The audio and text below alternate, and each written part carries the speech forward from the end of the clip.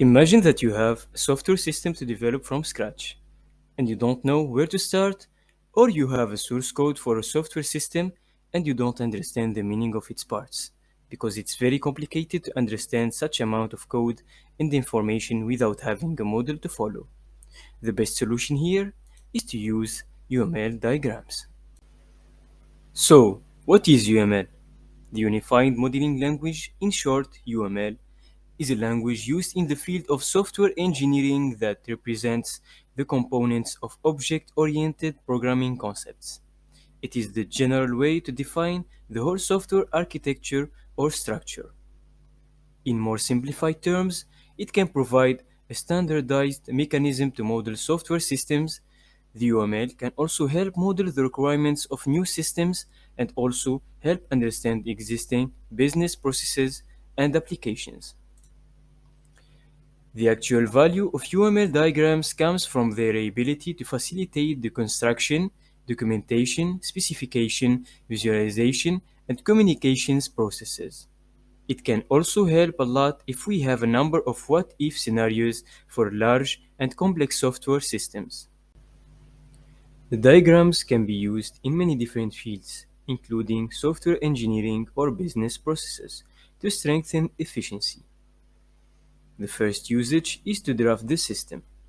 In this case, the UML diagram is used by the development team to discuss the outlines and structure the overall system.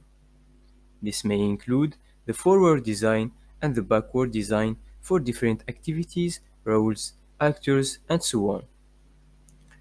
We can visualize programming language.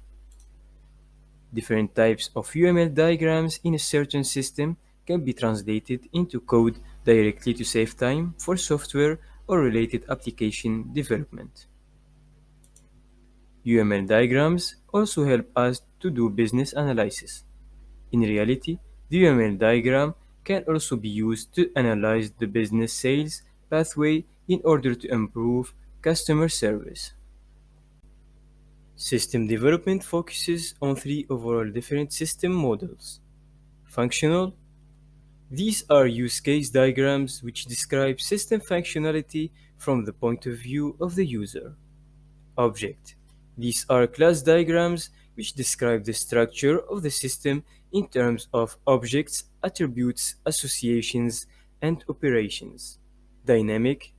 Interaction diagrams, state machine diagrams, and activity diagrams are used to describe the internal behavior of the system.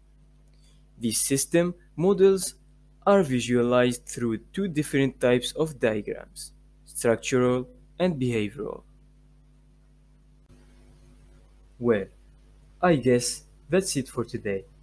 In the next video, we will talk about the importance of modeling.